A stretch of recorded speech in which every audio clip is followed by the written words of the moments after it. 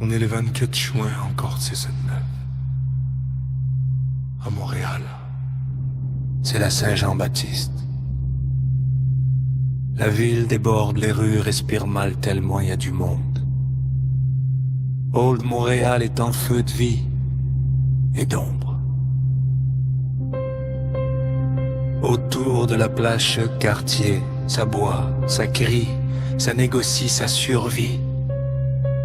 Marins, ouvriers, marchands, et tout ce que la ville veut pas voir la nuit. Deux femmes marchent ensemble dans ce chaos. Mary Gallagher, 38 ans, et Suzy Kennedy, 26 ans.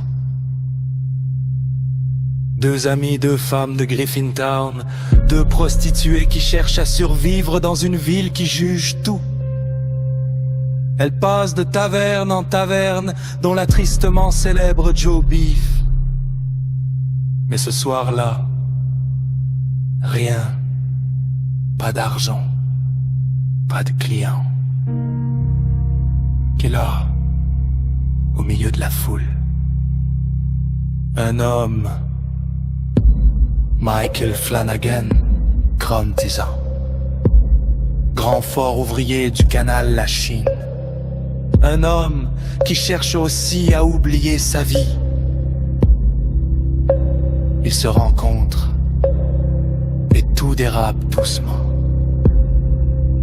Une bière devient deux, une taverne devient une autre. Les rires deviennent plus proches, les regards deviennent dangereux. Et Michael, il choisit Mary par Suzy. C'est là que quelque chose casse entre les deux femmes. Pas juste une amitié, quelque chose de plus profond, de plus noir. 2 jours passent dans l'alcool et les chambres sales, jusqu'au matin du 27 juin vers 6 heures. Mary amène Michael chez Suzy, au 24 rue William. Il monte les marches arrière, avec du whisky dans les mains. Suzy est là, et même si elle est pas heureuse, elle embarque quand même dans la descente. 3 bouteilles avant midi. Puis là, vers midi, la maison change. Ouais. Un bruit sec. Le plafond vibre, le plâtre craque en bas. Puis, d'un autre son. Whack, whack, whack. Comme une hache. Pendant 15 minutes.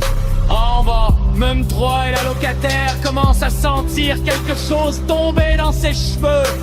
C'est chaud, collant, du sang. Son garçon monte, il redescend presque tout de suite. Blanc comme un drap. Il dit, maman, il y a une madame en haut. Elle a plus de tête. La police arrive. Trop tard. Dans la pièce, un cauchemar. Mary Gallagher est là, hachée, 14 coups, une main coupée, sa tête dans un seau de cendres, les yeux encore ouverts. Suzy Kennedy est dans le lit, couverte de sang, une hache à côté. Michael Flanagan, disparu dans une taverne, il dira qu'il se souvient de rien. Suzy est arrêtée. Condamné à mort. Mais la société hésite. Parce qu'une femme qui tue comme ça passe pas dans l'imaginaire victorien. Finalement, sa peine est commuée. Kingston Penitentiary. Numéro commun 577. Pendant ce temps, le 5 décembre 1709, le jour prévu pour sa pendaison. Michael Flanagan meurt. Il tombe dans l'eau glacée du bassin Wellington. Et là, les rumeurs commencent. Parce que dans Griffintown, on dit une chose. Mary Gallagher n'a jamais pardonné. ainsi qu'elle revient, tous les 7 ans, toujours au coin où William est muré, cherchant la même chose. Sa tête, les premières apparitions arrivent rapidement. Un homme voit une silhouette sans visage, puis une autre fois en if son flou. En if les paytucs et journaux explosent. Le Orion Star parle d'une femme sans tête qui marche la nuit, qui chémite, qui cherche, qui revient toujours. Et encore plus tard, des gens disent qu'elle apparaît aux enfants, qu'elle pointe des arbres, qu'elle laisse des objets derrière elle, comme si elle voulait être retrouvée. Une maison faudrait une tête, c'est pire. Une maison apparaît soudainement sur le coin de rue, puis disparaît. Et une voix dit: aidez-moi à retrouver ma tête. Griffintown change, mais elle non, parce que selon la légende, Mary Gallagher ne cherche pas la justice, elle cherche encore ce qu'elle a perdu cette nuit-là en chaque 7 ans.